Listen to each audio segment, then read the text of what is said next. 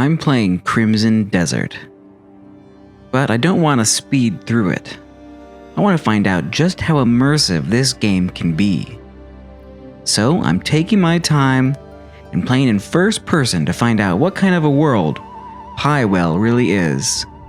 Last time we left off, I had just accepted a mission from Shakatu, the Goblin merchant.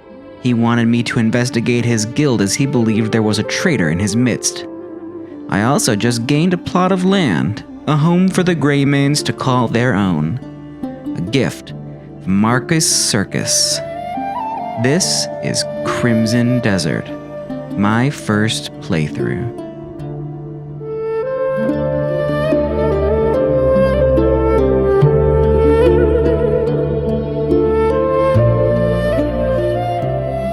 As usual, I began my day somewhere random in Crimson Desert, a place called Windland Heights, but I didn't really know where that was. That didn't matter though, because I had my map and was off to the top of the plateau near Hernan Town to start an investigation for Shakatu.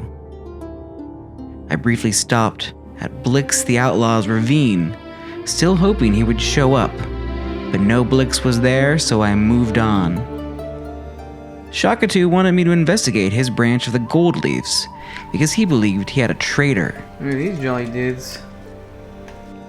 The first order of business was to find someone named Noggle and talk to him. I investigated a camp and found a report from a guard, which said the guard saw no suspicious activity in the camp. Presumably this was referring to the Shakatu investigation, though there was no date on the note. Not that I knew what date the incident happened, or if there was an incident at all, as the game's writers didn't choose to tell me much of anything about this quest, other than that Shakatu wanted me to do this. I found another letter at the site, this one from the guard to their family.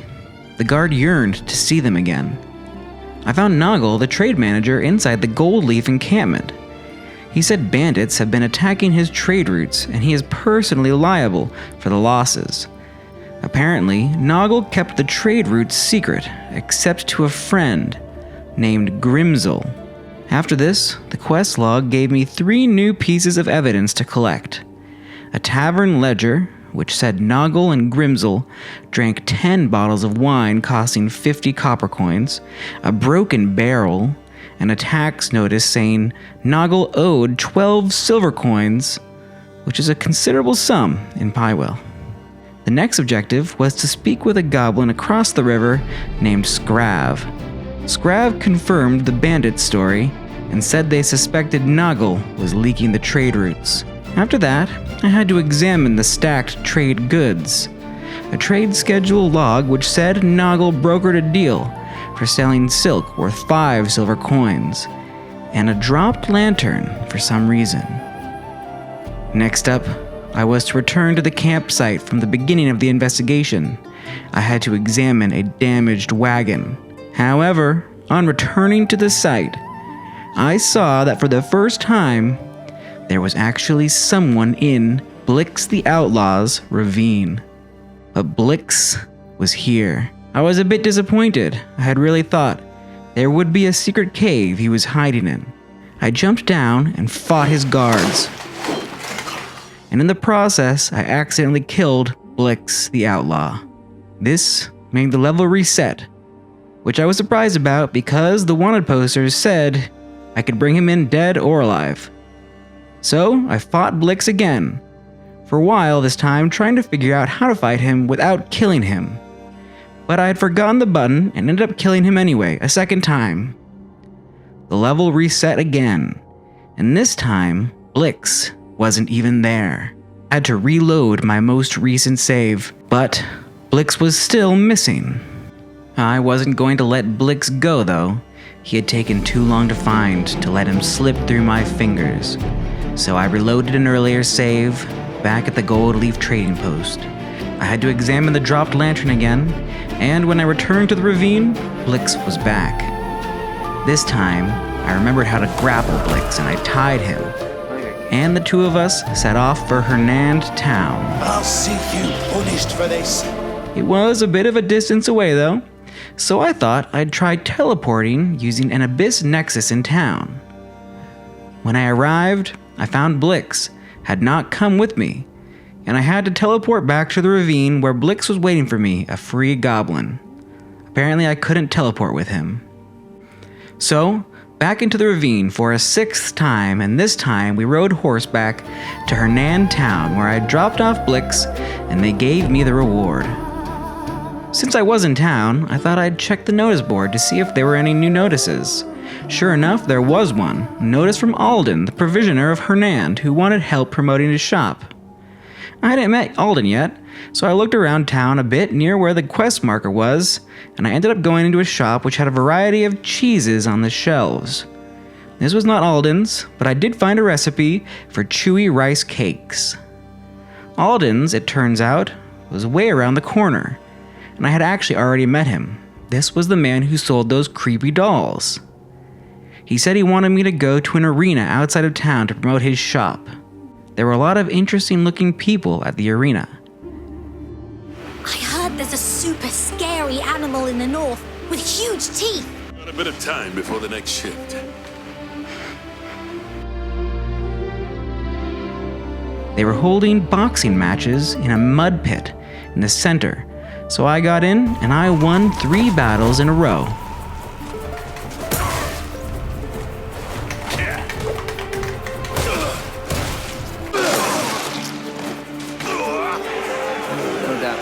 Some reclusive master. Eventually, I did find the guy Alden wanted me to talk to about promoting his business. Oh, he wants me to spread word of his shop. Leave it to me. He said he'd take care of it, and the quest was done. Apparently that was all it took to promote his business, because when I went back to Alden, he said the word was already spreading, even though it had only been a few minutes. But I was glad his business was doing well all the same. I needed to trade my Hernandian Guard Honor Guard boots, so I went back to Haldwyn in Hernand Castle. After trading in the boots, my total renown had grown to 23, which was enough to get the Hernandian Noble's Cloak. Before leaving, I stopped off at Dahlia's to sell some junk. Sit, make yourself at home. Back at Shakatu's investigation, I investigated the damaged wagon, which was indeed damaged, and appeared to be stuck in the mud as well. The next suspect for the investigation was Bleak, the horse manager. According to the quest log, anyway. An attack? Don't tell me it was those bastards. I found Bleak on Bloomwood Ranch. He said that some masked men came asking for horses and he thought they seemed dodgy. He recognized one of them as someone who worked for the guild. I had to check out some clues, but first I spotted a black cat. I decided it needed some pets. Its trust in me grew by 25 points. Inside, I found a horse ledger on a table, and it said someone named Zelmigger rented 3 horses. The quest log also had me look at a feed purchase receipt, which showed Bleak ordered some sacks of hay feed. Bleak rented out horses for a living, and did not seem like a suspect to me. Finally, I had to examine an old saddle on the ground, further confirming my theory that Bleak was indeed a horse renter. I set off to speak with Grimsel. I had actually forgotten at this point who Grimsel was in the quest, but Grimsel was the prime suspect, the only person Shakatu had entrusted with the secret trade routes. Moreover, Zelmiger, the horse renter, is an anagram for Grimsel, and this I also just realized. I went to the Coal Vale workshop where I met a child who wanted help finding a mushroom. The game called the child a Shay, and I realized that Shay was the name of the race of the magical children. I had thought Shay was a name before, so this was news to me. It was not the smoke that troubled me, but my own obsession with finding the fabled mushroom.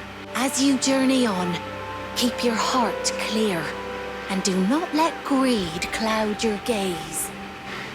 Very wise, thank you. Monk. You're not going back empty-handed. You're filling the emptiness. Alright, time to get away from this guy.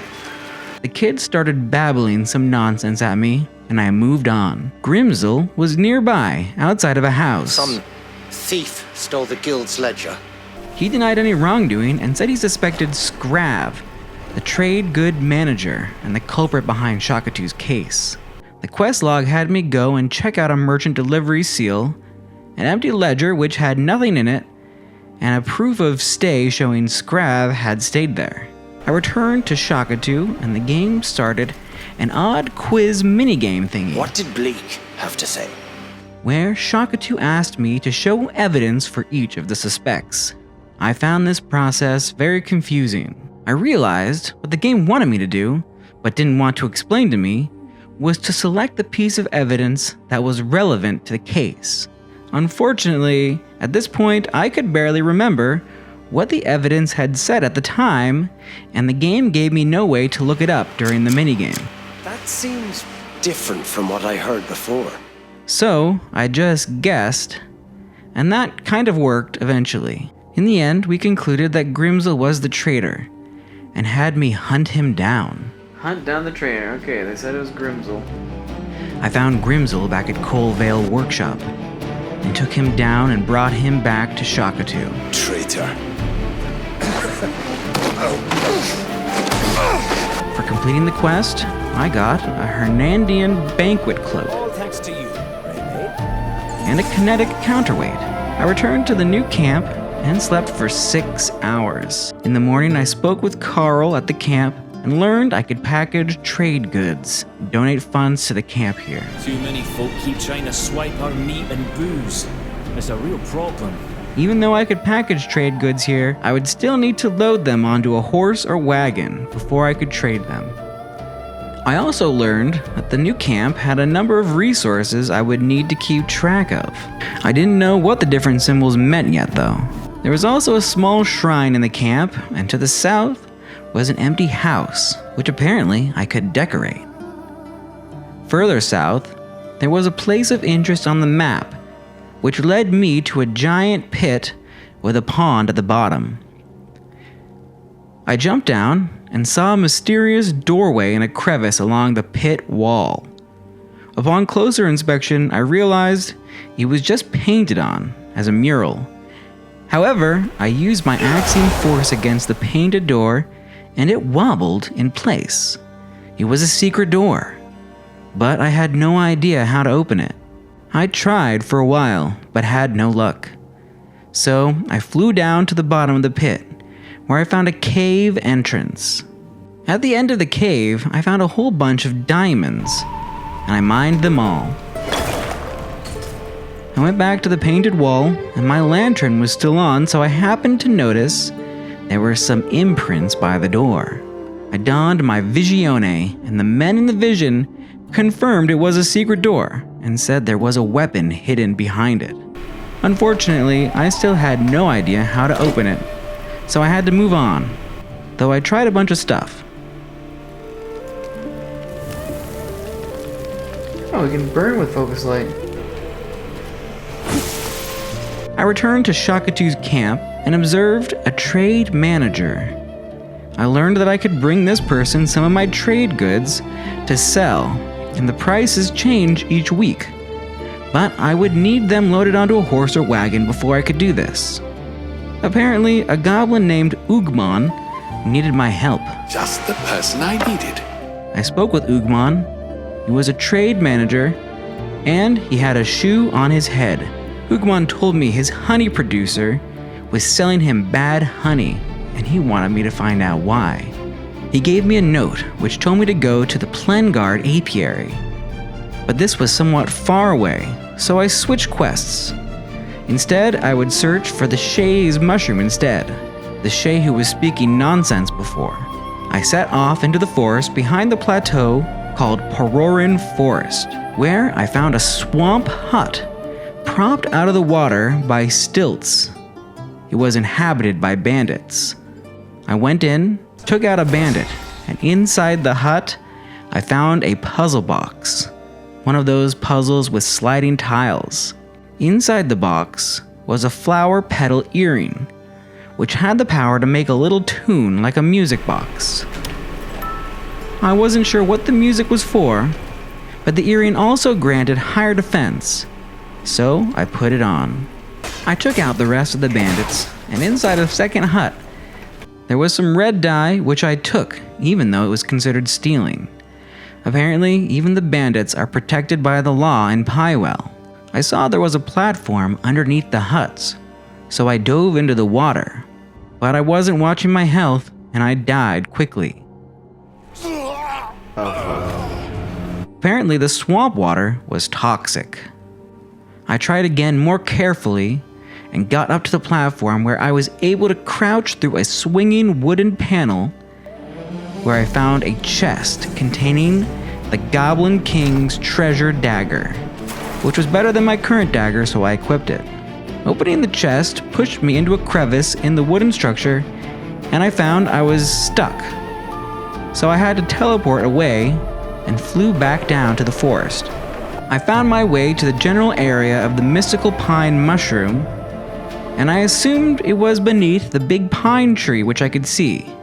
Upon briefly looking it up, it looks more like it was an elm. But I'm not a tree expert, and anyway, the tree was right where the map was telling me to go, so I thought that was the tree. Upon reaching the pine elm tree, I got knocked out. It turned out it was the Shea children, and they dragged my body to a campsite in the forest. There was some yellow dye at the campsite, but I didn't take it because that would be stealing. I found I was near some ruins in the forest, and I headed to them. There wasn't much inside of the ruins, but I saw another Shea child in the distance and approached. This one attacked me as well and knocked me out again. Apparently they were using blow darts, and apparently I was not welcome. The cutscene replayed, and I found myself back at the campsite. I approached a little more sneakily this time, and I found out I was actually on the edge of a steading in the forest. This must be the home of the Shays, but I was knocked out again right before I could enter. Trying a new approach, I tried gliding into the town, and was knocked out for a fourth time as soon as I landed. I thought this must be some kind of stealth mission, and I tried 3 more times and was knocked out each time. I was able to sneak up on one of them, but their reflexes were too quick, and I was unable to tackle them. I was knocked out twice more and decided this place was not for me. It was night, so I returned to the door mural to see if being there at night changed anything. It did not. So I returned to the pine elm tree to see if I could get the mystical pine mushroom. At the site, I saw some butterflies I hadn't seen before and caught them, a swallowtail and a malachite. My lantern was tingling, so I donned my visione and I saw a vision of 2 Shays dragging my body away after knocking me out that first time. There was a cave beneath the pine elm tree with some glowing mushrooms inside. I thought this must be it. As I entered, a mushroom sprayed some gas and I was knocked out. I thought it was the mushroom, but it may have actually been the Shays knocking me out for the 10th time as they dragged me back to the campsite. This time, I realized there was a Shea girl right nearby the campsite where I was dragged, and she was friendly. Her name was Arkin. To help me first. Something precious of the chief's was stolen and put on my friend's head. Arkin told me she needed my help getting something from her friend, and told me to follow her. She said she saw her friend and then disappeared in a burst of sparkles. I looked on the map, and it turned out she went very far away, east to a place I had never been. It was very late though, so I returned to camp, and I slept for 3 hours. In the morning, I set out for Arkin. Along the way, I found another quarry, the Southern Quarry. I looked around for a bit, but did not find much of interest.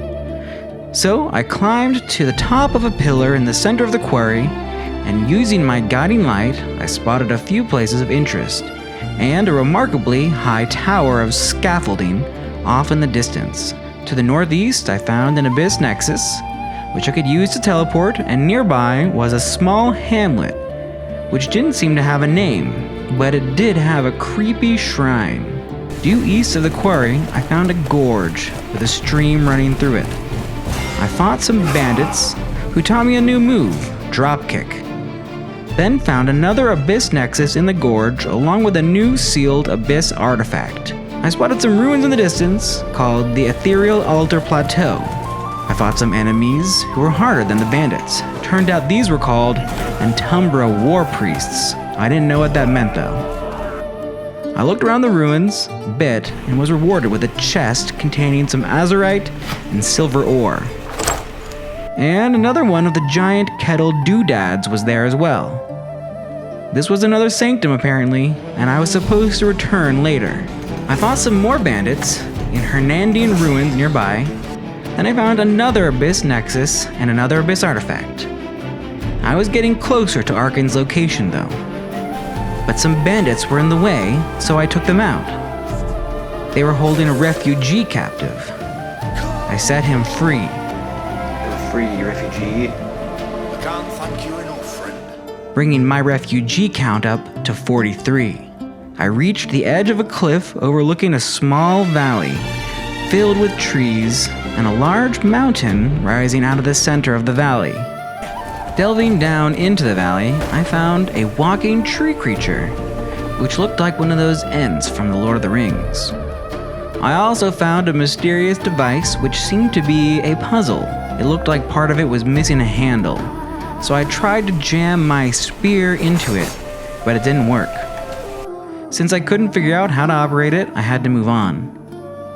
Finding places and then leaving them because I didn't know what to do was starting to become a big problem for me, but I didn't know what to do about that either. The Shay were nearby and they didn't attack me. But I wanted to climb the central mountain first to see what was on top. The scaffolding I had seen in the distance was on top of the mountain.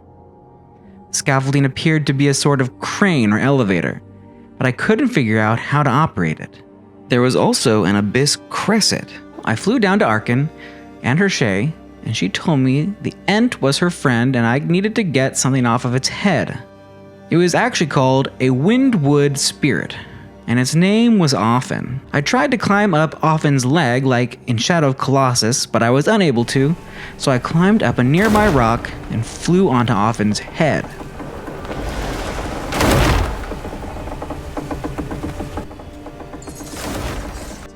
I returned to Arkan, and she told me I would now be allowed in the Peroran village. Thank you so much. I'm not sure that you're allowed into our village. Not just anyone gets in, you know? And then she and her Shay posse all disappeared in a cloud of sparkles. I teleported back to the Greymane Plateau and dove into the Peroran forest. I went back to the pine elm tree looking once again for the mystical pine mushroom. This time I was able to get to the tree, but there was nothing there to find. Just over the ridge, I saw a Peroran village, which I didn't know was there. This was why the Shay kept shooting me. I tried the cave once again, and the mushroom's gas once again stunned me. This time though, I was allowed to remain in the cave and was not dragged off. I got up, I tried shooting the mushroom, but that didn't do anything. Unable to enter the cave, I went into the Peroran village instead. It appeared that, despite being child-shaped, the Shay had an entire society hidden in the forest. I was surprised to see what appeared to be a larger, adult-sized cat person among the Shay, called a Faddis apparently. The Faddis were allowed to mix with the Shay, as there were a lot of them, and they all had big red capes.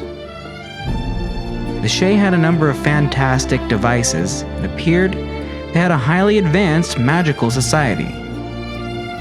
There were also a lot of cats running around.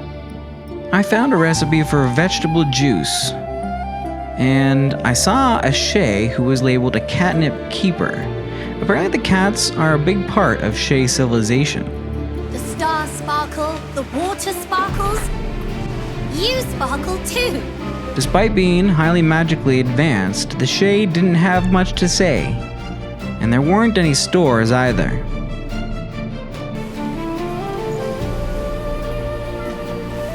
Hi.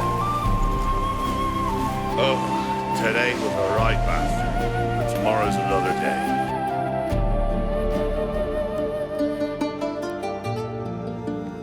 couple of the fattest set up a booth in town for dyeing gear.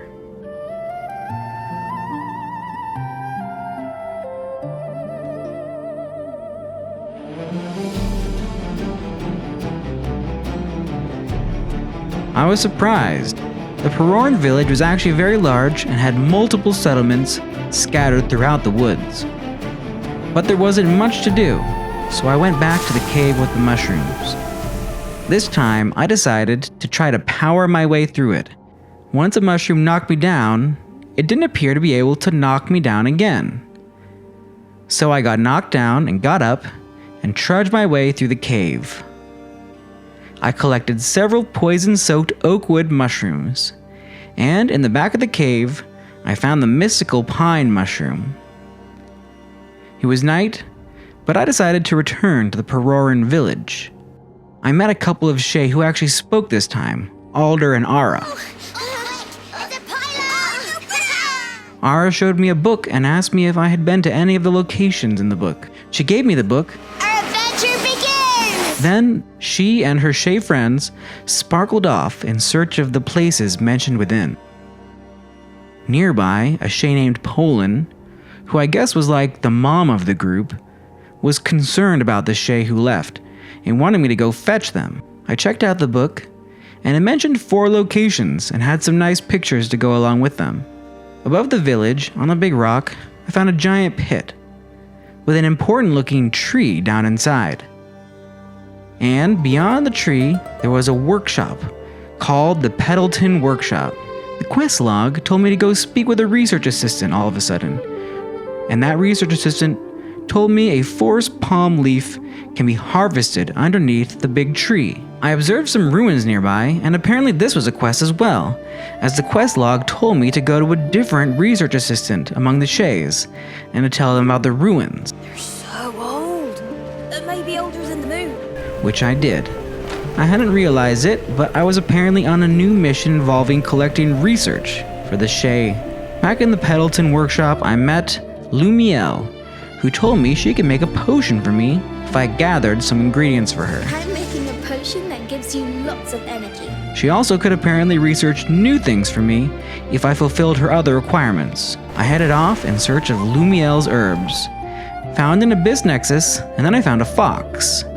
The ruins had a bit of a workshop thing going on inside, and there was gold graffiti on the walls. I didn't know what the graffiti was all about, but there were a bunch of bottles on the table and in the crates, so I snagged as many as I could. I saw there was an odd protrusion coming from the wall with some rings inside, but I couldn't do anything with it and I didn't know what it was, so I moved on. There was also a metal gate between some lanterns, and when I lit the lanterns, the gate opened. Yeah, that was easy. Inside was a chest with a sunset reed leather cloak. The cloak wasn't better than my Hernandian noble's cloak, but it did have an interesting look which reminded me of the masked children from a previous day. Just beyond the ruins, I found a field of lavender, which is where Lumiel had wanted me to go, and I collected her herbs. On the way back, I caught a weasel, and I let it go. I returned to Lumiel, and she told me she could make me a potion. Now I can make you a potion that'll give you loads and loads of energy. I also started a new research project with Lumiel, which would take 2 hours of in-game time to complete. I still had to find the Pollengarth apiary to check the honey quality for Ugmon, so I set off further west from Peroran village. Along the way, I found another lantern gate with a chest containing Isilon leather boots and a refined Palmar pill. The boots weren't better than mine, but they had some good abilities which Sylvia could extract from me. Leaving the forest, I came to Emberwind Workshop and Glenbright Farm. Nearby was a sealed abyss artifact as well. I fought some bandits along the road, and they were holding a man captive. My wagon and honey are all ruined. I freed the man, and he asked me for help getting to a farm. We rode on horseback together, and he told me he was a honey farmer, and their honey was important to the region. On the way back through the Emberwind Workshop, I noticed they seemed to be making hot air balloons. I dropped the man off, and he told me I could mention his name at the Pollengarth apiary. Stop by the Pollengarth apiary and tell him you've helped me. though I didn't know what his name was because he was just called Stranger. Nearby, there was also a handsome Jindo dog, and I gave it some pets. Its trust in me rose to 25 points that day. These dudes were at the workshop wearing animal heads on their heads. I didn't know what that was about, but they looked nifty. The workshop seemed like it had a lot of interesting things going on. I was hoping someone would take me on one of their balloons, but I couldn't find anyone. There was also a new wanted poster in the farmland for an outlaw named Alicio, who was wanted for being a murderous bandit. Seems to be a common trait. Finally, I set off for the Pollengarth apiary. I found Ugmon's beekeeper, and he told me it was probably tasting bad because of Ugmon's storage methods, as his other clients haven't complained about the honey. I've never received any complaints from my other clients. Ugmon's assistant was at the Emberwind workshop, so I went back and told him the news. In that case, we should double-check our storage conditions. I also told a beekeeper back at the Pollengarth apiary about the man who I saved from the bandits, and he gave me some honey in gratitude. Please accept this humble gift, freshly drawn from our own apiary. I had traveled way west by now, and I wanted to find an Abyss Nexus. There was also the matter Count Roberts wanted me to investigate at Fort Purwin, and that was not far from the apiary. So I set off into the Mountain of Frozen Souls. I found an Abyss Nexus, and nearby was a mysterious-looking building sitting on top of a steep mesa. I went to investigate and found out it was some sort of church. Blessings of the day. Called Senia. To praise a darkness that takes human lives as offerings.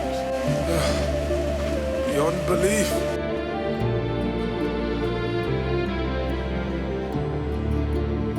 Judgment shall surely find any who dare mock the power of the divine. The righteous will find the light as the stars guide the traveler through the dark. The road past the church was walled off for some reason by the Hernandian army, but it was actually super easy to go around the barricade. I remembered Lumiel and her research project, so I returned to Peroran village.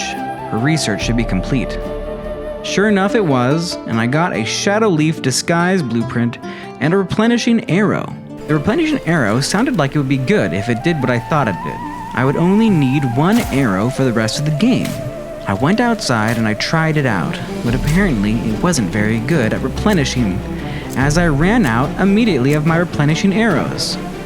So much for the replenishing part. I found a new butterfly as well, a buckeye butterfly. I was not ecstatic about my replenishing arrows not replenishing, but I returned to Lumiel anyway and told her to research Palmar leaves this time. I just thought of something really amazing.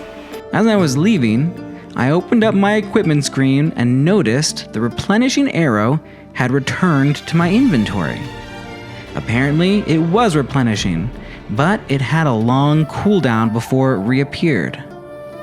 I had 2 replenishing arrows, and honestly, this seemed kinda mid to me as I would need a lot more than that, but maybe I'd get more in the future. Somewhere beyond the western woods, past cliffs of stone and gray, the lanterns flicker in the mist, then quietly fade away. Grimsall drank through silver nights, while trade roads burned unseen. And somewhere in the drifting fog, the honey turned unclean. I yearn to ride into the sky, balloon above my head. No more will I cling to the ground, the wind I choose instead. A painted door that would not yield, a cave of buried light. The secret children of the forest shall pour